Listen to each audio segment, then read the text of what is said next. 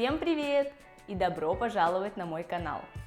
Если вы здесь впервые, меня зовут Алина, и я помогаю тем, кто учит русский язык как иностранный, заговорить на нем более уверенно и естественно. Подписывайтесь на канал, если вы еще не подписаны, уже можно поставить лайк, и активируйте субтитры, если они вам нужны. Хотите проверить свой уровень владения русским языком? Я подготовила для вас 15 слов, которые относятся к уровню B2, то есть к среднему продвинутому. Сколько правильных ответов вы сможете дать? Скоро узнаете. Сразу скажу, это тест для того, чтобы развлечься.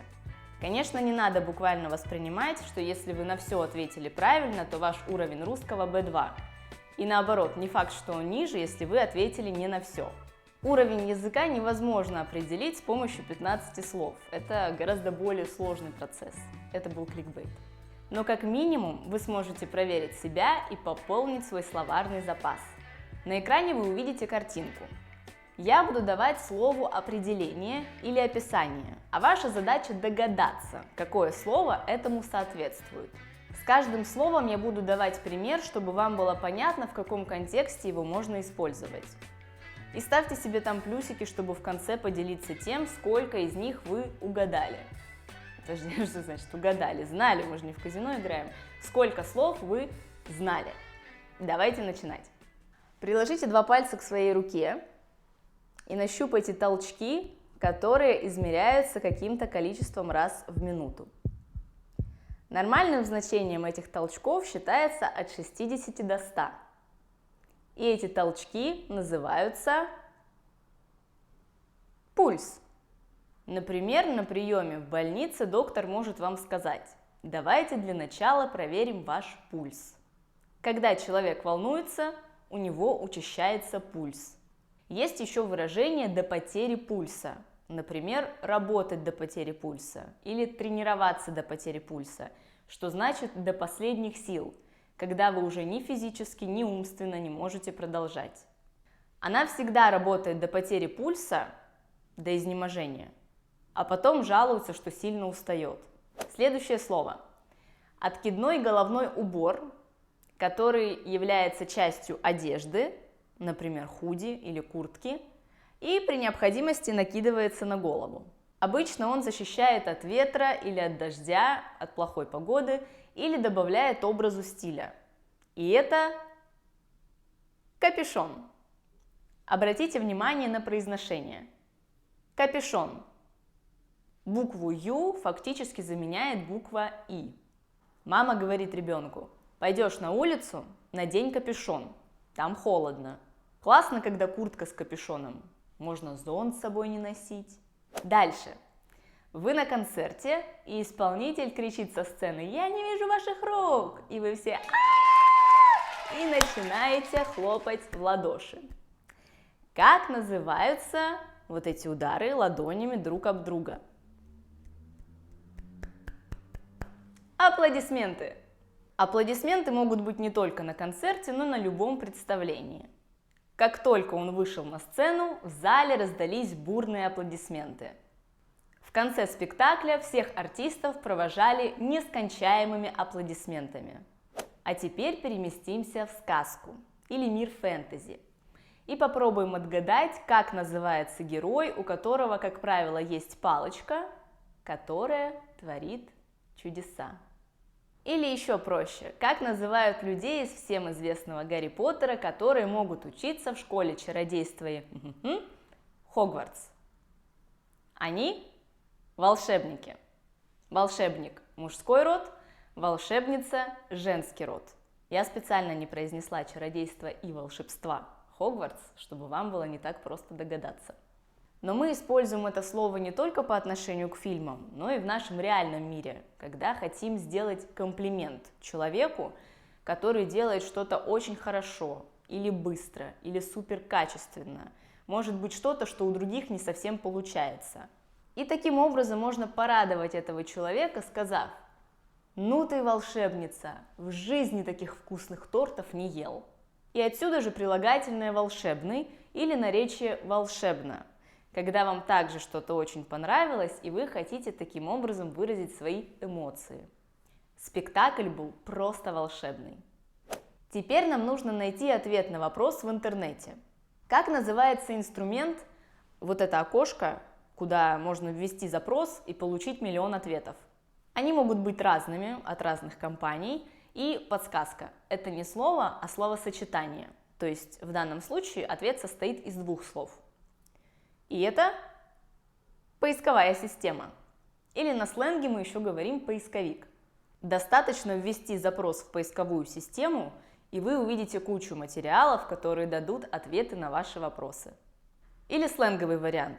Забей в поисковик, куда сходить на выходных. Может, попадется что-то интересное. Выходной день, вечер. Вам хочется выпить бутылку вина, которую вы только что купили. Но незадача. Вы обнаруживаете, что это не пробка, вернее, это пробка, а не крышка. Выходной день, вечер. Вам хочется выпить бокал вина, которое вы только что купили. Берете бутылку и понимаете, что она не с крышкой, которую можно открутить, а с пробкой, которую нужно вынуть с помощью специального приспособления.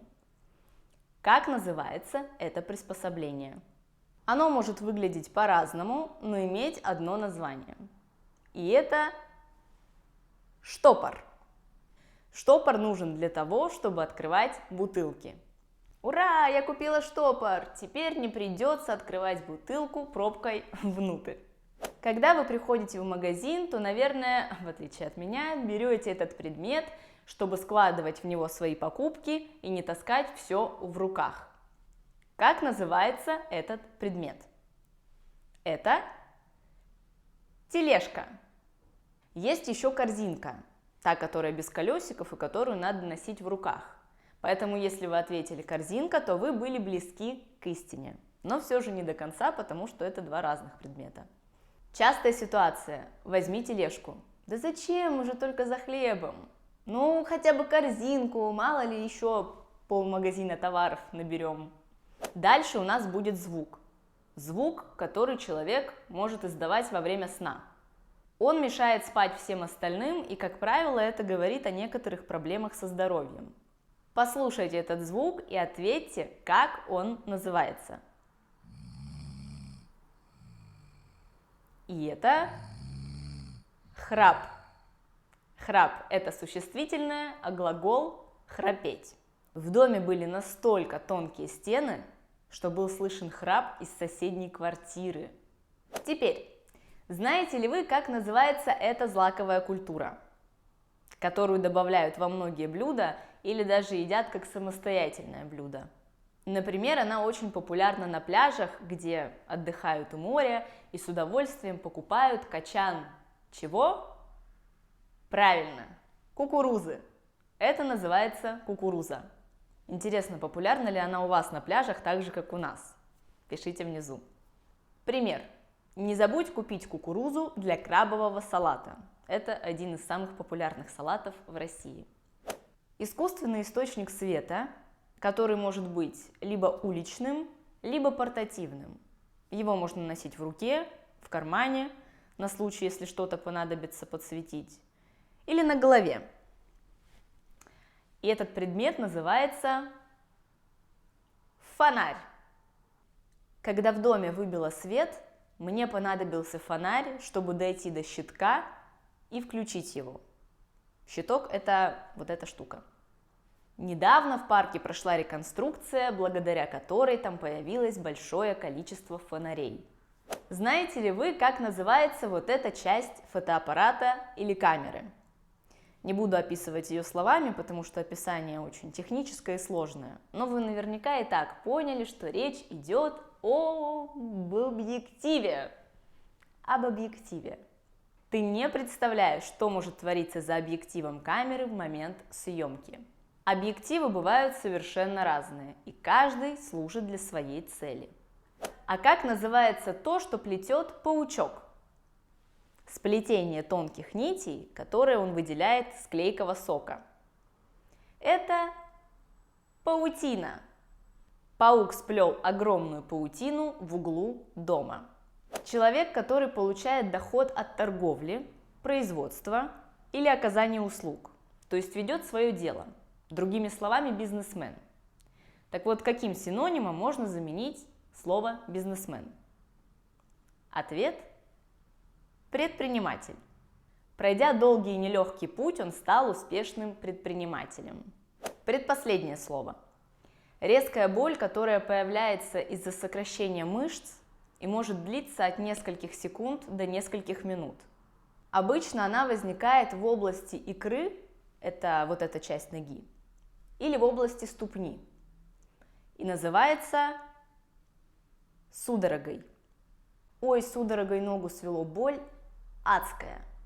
И последнее слово. Это такая съедобная трава, которую мы очень часто добавляем в еду.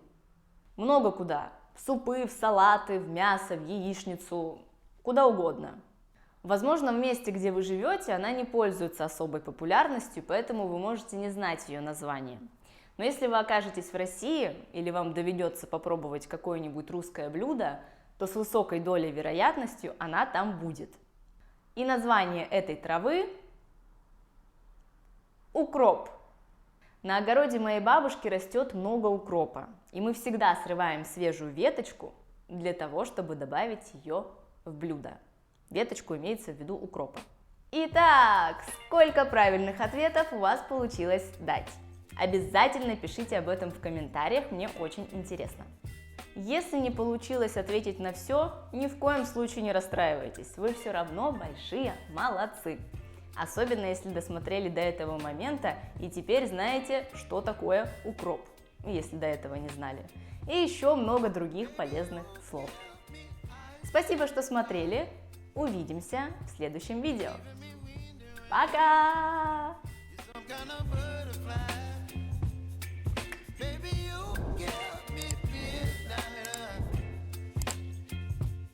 Whip up my appetite.